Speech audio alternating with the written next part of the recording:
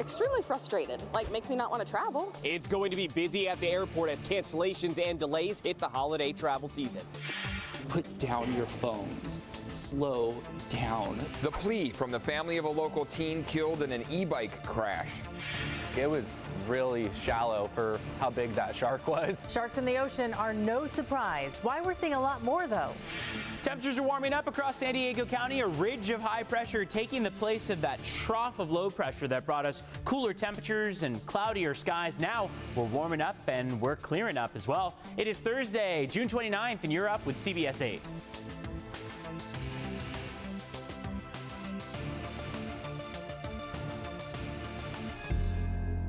And we begin with the travel chaos across the country. Today is expected to be the busiest day at airports ahead of the July 4th holiday. Thanks for being here on this Thursday. I'm Eric Connors. And I'm Carrie Lane in for Netta Ranpur. This morning, travelers are still dealing with delays and cancellations, and obviously things could potentially get worse as we approach the holidays. CBS 8's Chris Groh, he's live at the San Diego International Airport trying to facilitate everything, give us some tips on what we need to know before heading down there. Good morning.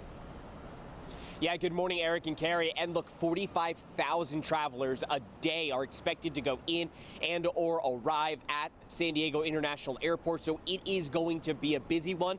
Then you throw in all the cancellations that we've seen, and yes, that has impacted San Diego. That number is likely going to go up. So remember, get here early, make sure that you have some empathy and some patience for your fellow travelers, and be prepared for anything.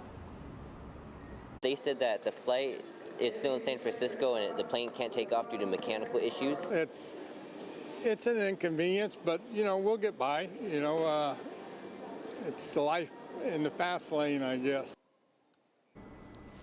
Life in the fast lane when you can't even get away from your current location, right? Things seemingly coming to a standstill for so many passengers, especially during this summer travel season, especially if they're taking United. In fact, more than 150,000 United passengers across the country have been hit by delays or cancellations, and that's been due to severe weather and staffing shortages at the FAA. In fact, if you go on FlightAware's website, it shows that United is by and large the #1 contributor to delays and cancellations across the country. But when you do look at all airlines, more than 33,000 flights have been delayed and almost 6,300 canceled amongst the other airlines since Saturday. But when you take a look at what's going on here at San Diego International Airport, compared to the rest of the country, pretty good so far. The total delays coming in and or out of the United States right now, more than 1,000. Cancellations, though, only at 387. The biggest airport contributing to that right now is Newark out of the East Coast, Chicago out of the Midwest, and then when you're trying to look anywhere across west of the Mississippi, Denver, Houston, again, always are looking to be sort of the ones there, westish, if you will, that are appearing to sort of have the most cancellations and or delays. But if you are on your way out of San Diego International Airport, you're going to be leaving your vehicle here, Terminal 2 parking, there's some spots available, not much, but get online, make those reservations. We have a link up on our website. Just go to cbs8.com and click on the help button. Eric and Carrie? All right, Chris has the skies covered, but we're also keeping an eye on the roads here as well. So a big heads up for you all heading out to the roads. Gas prices, they're going up this week, and we're letting you know now. We don't want you to be shocked here. It's a tax increase. Surprise, surprise. Today, the average price for a gallon of regular in San Diego is $4.87. But a year ago, those historic prices, we were at $6.26. Prices set to increase another 3 cents on Saturday, and that is when this annual gas tax increase in California is going to be kicking in. It's the excise tax. It goes up every year to help pay for the roads. It started with an 18 cents a gallon tax back in 2010 and has gradually gone up since. This increase will bring the tax to 58 cents a gallon. While this is annoying, analysts don't expect consumers to notice much. I think last year we noticed when we saw gas prices go up by like $1, literally in a matter of 3 weeks during the summer. 3 cents isn't going to matter. Republican Assembly member Lori Davies disagrees. She tried one final time to get lawmakers to suspend the tax, saying pennies make a difference. And the excise tax isn't the only thing drivers pay for. You also pay 23 cents a gallon for a cap and trade program to lower greenhouse gas emissions, as well as 18 cents for a low carbon fuel program.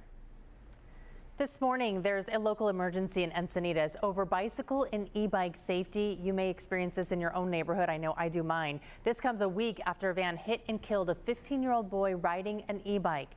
CBS 8's Regina Urita talked to the boy's father. He was always thinking of others first. Troy Kingman is still grieving his 15-year-old son, Brody Chaplin Kingman. A van struck and killed Brody while riding his e-bike on South El Camino Real when changing lanes. Put down your phones. Slow down. Be present with your children and your loved ones. After an increase in cyclist accidents, the City Council ratified a local state of emergency for bikes and e-bike safety. That will allow the city to develop public education campaigns, which includes educating students at Encinitas schools.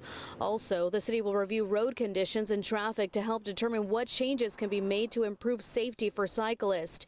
There will also be stronger enforcement of traffic laws and signs warning people about local safety concerns. It's not our first fatality of a bicyclist here in our city, but we're going to do everything we can to make it the last. But people at today's meeting asked for more.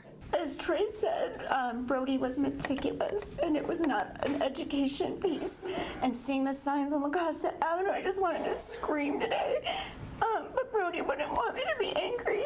Brody's death already serving as a painful reminder of the dangers while on the road. This is the case. If he had to sacrifice himself for others to be aware, he's doing it. Regina Urita, CBS 8. And a new state law that goes into effect next year could also make it easier for Encinitas to lower the speed limits. Today, a new safe sleeping site will be opening in Golden Hill a couple of days ahead of schedule. This comes as the new homeless encampment ban is going into effect across the city of San Diego in just 30 days. The safe sleeping site will count as a shelter bed, meaning if one is available, a person experiencing homelessness won't be allowed to put a tent in a public space. The lot has about 136 tents that fit 2 people each. Pets are also allowed. There will also be resources like social services, bathrooms, as well as food.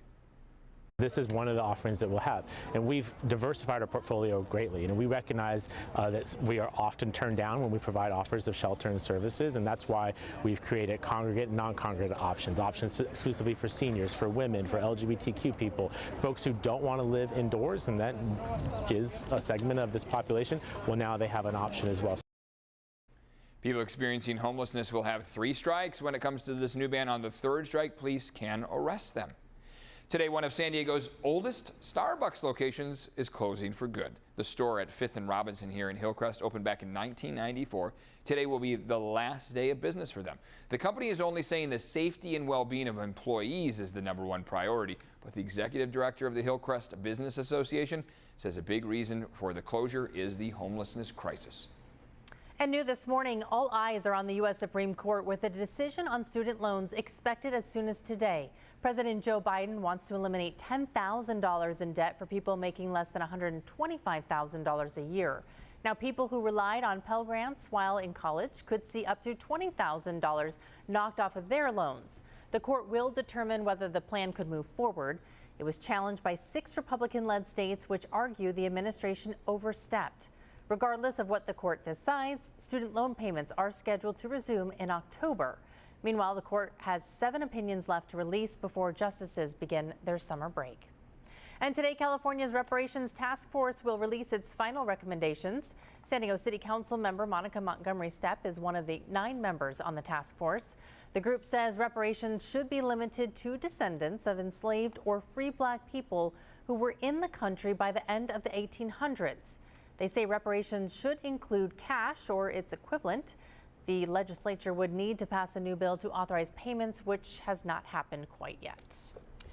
Here we are on this Thursday, getting a little closer to that holiday weekend. How is it shaping up out there? We are already watching this transition from a trough of low pressure to a ridge of high pressure. And while that may sound technical, essentially what that means is we are segueing from cloudy skies and cooler temperatures to sunshine and much warmer temperatures. Our first heat wave, you could say, of the summer season. We are looking at afternoon highs today just a few degrees warmer than yesterday because this is going to be a slow and gradual climb between now and the upcoming weekend, even into Monday of next week. And then Tuesday is your 4th of July. So we are trying to incorporate that into the forecast, but it seems like the peak heat will come for about Sunday and Monday before we start a gradual cool down into Tuesday. Today, low 70s along the coast, mid 70s inland. We jump by about 10 degrees across the mountains. 82 is what we're going for, 105 for the deserts. And yes, we do have clouds with us this morning, but those clouds are actually expected to break apart within the next hour or so. And you can already see how we're starting to see some scattering across our eastern valleys as we speak. Now, the last 2 weeks have been mainly in the 70s. We had a couple days in the 60s. Yesterday, as that trough of low pressure made its closest approach to us, we peaked only at 69 degrees. But you can see how it's been 2 weeks straight of cooler than average temperatures, average being 74 degrees. We haven't made it there. We made it to 73 for a couple of those days. So as we move forward, we're going to see these temperatures transition from where we are right now under some clouds, but not quite as dense of cloud cover, to sunshine, warmer temperatures, widespread 80s are possible. We're right now in the 50s, couple low 60s, but we're going for Santee and El Cajon to hit 80 degrees. 75 for La Mesa this afternoon, 71 for San Diego, 64 in La Jolla. Take you up to North County this afternoon. We're going for 69 degrees in Carlsbad, 73 in Vista, 75 in San Marcos, 81 at Palomar Mountain, and 84 in Ramona. And you can see how on that 10-day temperature trend, we're going to keep the climb going, peaking Sunday, Monday or so, and then cooling down beyond, but not by much, still hanging right around average. Now for traffic, we want to get a check of your border wait times from the CBP website. 6:11 is the time right now, and your wait at the San Ysidro Port of Entry, 70 minutes. Otay Mesa Port of Entry, going to take you about a half hour. So these speeds are still slowing you down quite a bit in San Ysidro, a little bit faster in the Otay area. However, do expect to be waiting as you pass through the border. Back to you. Evan, thank you. Still ahead, millions of Americans are under air quality alerts today. We're going to tell you who's being told to stay indoors. Well, let's take a look at this here, how this passenger train got derailed and why we are seeing a lot more sharks in San Diego.